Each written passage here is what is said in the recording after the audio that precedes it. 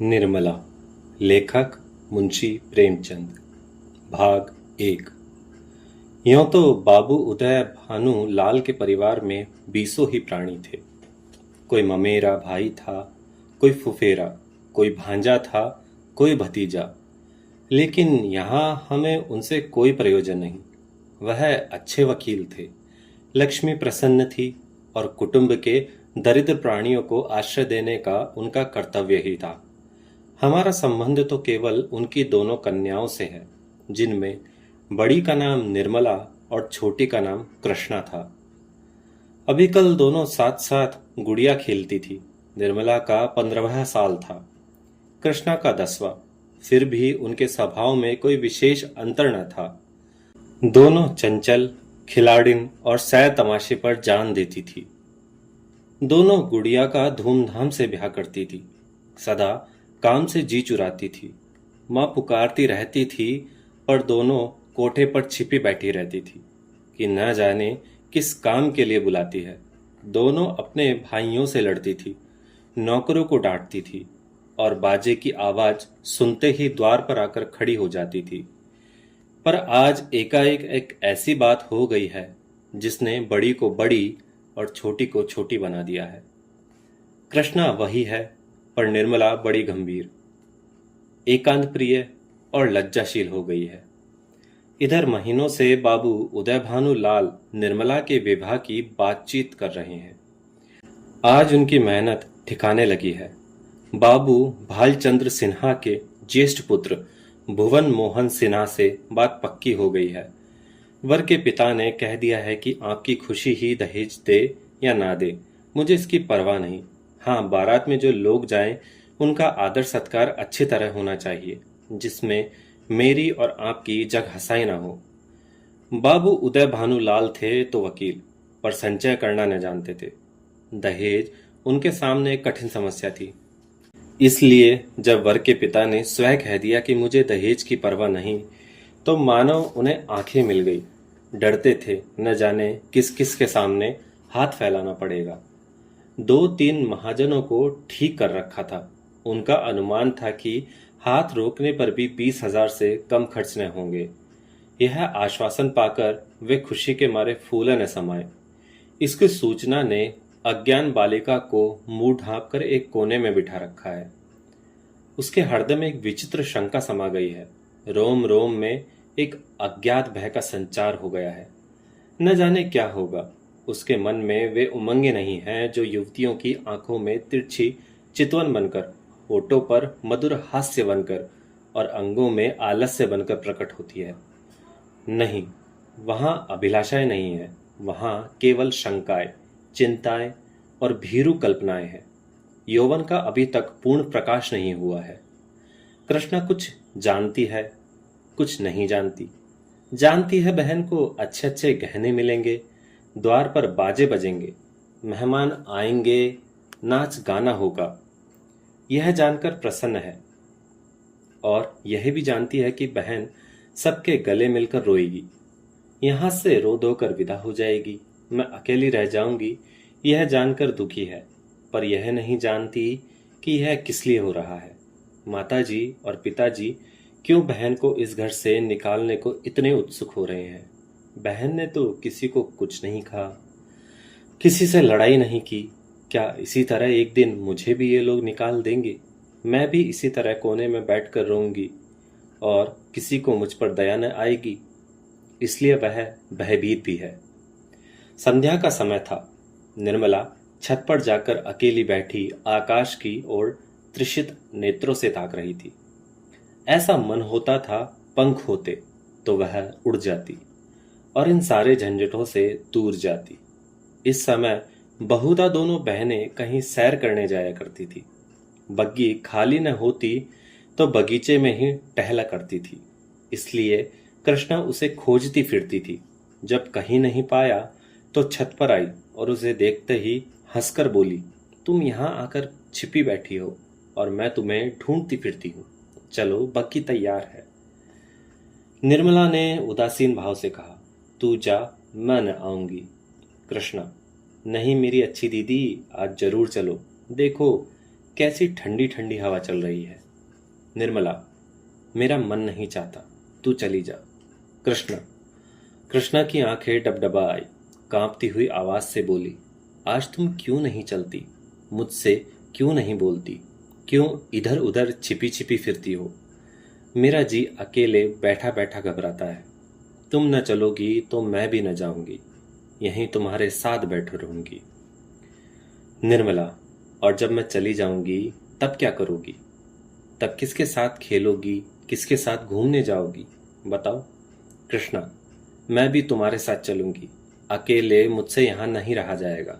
निर्मला मुस्कुरा कर बोली, तुझे अम्मा न जाने देगी। कृष्णा, तो मैं भी तुम्हें नहीं जाने दूंगी। तुम अम्मा से कह क्यों नहीं देती कि मैं न जाऊंगी? निर्मला, कह तो रही हूं, कोई सुनता ही नहीं है। कृष्णा, तो क्या यह तुम्हारा घर नहीं है? निर्मला, नहीं, मेरा घर होता तो कोई क्यों जबरदस्ती निकाल देता। कृष्णा, इसी तरह किसी दिन मैं भी निकाल दी जाऊंगी। निर्मला, और नहीं क्या, तू बैठी रहेगी? हम लड़कियां हैं, हमारा घर कहीं नहीं होता। कृष्णा, चंदर भी निकाल दिया जाएगा। निर्मला, चंदर तो लड़का है, उसे कौन निकालेगा? कृष्णा, तो लड़कियां बहुत खराब होती होंगी। निर्मला, खराब नहीं होती तो घर से भगाई क्यों जाती? कृष्णा, चंदर इतना बदमाश है, उसे कोई नहीं भगाता। हम तुम तो कोई बदमाशी भी नहीं करती। एकाएक चंदर धम धम करता हुआ छत पर आ पहुंचा और निर्मला को देखकर बोला, अच्छा, आप यहाँ बैठी हैं। ओहो, अब तो बाजे बजेंगे, दीदी दुल्हन बनेगी, पालकी पर चढ़ेगी। ओहो ओहो। चंदर का पूरा नाम चंद्रभानु सिन्हा था। निर्मला से 3 साल छोटा और कृष्णा से 2 साल बड़ा। निर्मला, चंदर, मुझे चिढ़ाओगे तो अभी जाकर अम्मा से कह दूंगी। चंदर, तो चिढ़ती क्यों हो, तुम भी बाजे सुनना। ओहो हो, अब आप दुल्हन बनेंगी। क्यों किशनी, तू बाजे सुनेगी ना? वैसे बाजे तूने कभी न सुने होंगे। कृष्णा, क्या बैंड से भी अच्छे होते हैं? चंदर, हाँ हाँ, बैंड से भी अच्छे, 1000 गुना अच्छे, लाख गुना अच्छे। तुम क्या जानो, एक बैंड सुन लिया तो समझने लगी कि उससे अच्छे बाजे नहीं होते।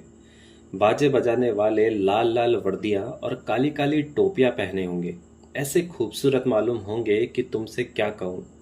आतिशबाजियां भी होंगी, हवाइयां आसमान में उड़ जाएंगी और वहां तारों से लगेंगी तो लाल पीले हरे नीले तारे टूट टूट कर गिरेंगे। बड़ा मजा आएगा। कृष्णा, और क्या क्या होगा चंदर, बता दे मेरे भैया। चंदर, मेरे साथ घूमने चल तो रास्ते में सारी बातें बता दूं। ऐसे ऐसे तमाशे होंगे कि देखकर तेरी आंखें खुल जाएंगी। हवा में उड़ती हुई परियां होंगी, सचमुच की परियां। कृष्णा, अच्छा चलो, लेकिन न बताओगे तो मारूंगी। चंद्रभानु और कृष्णा चले गए, पर निर्मला अकेली बैठी रह गई। कृष्णा के चले जाने से इस समय उसे बड़ा क्षोभ हुआ। कृष्णा, जिसे वह प्राणों से भी अधिक प्यार करती थी, आज इतनी निष्ठुर हो गई, अकेली छोड़कर चले गई। बात कोई न थी, लेकिन दुखी हृदय, दुखती हुई आंखें हैं जिसमें हवा से भी पीड़ा होती है। निर्मला बड़ी देर तक बैठी रोती रही। भाई बहन माता पिता सभी इसी भांति मुझे भूल जाएंगे, सबकी आंखें फिर जाएंगी, फिर शायद इन्हें देखने को भी तरस जाऊं। बाग में फूल खिले हुए थे, मीठी मीठी सुगंध आ रही थी।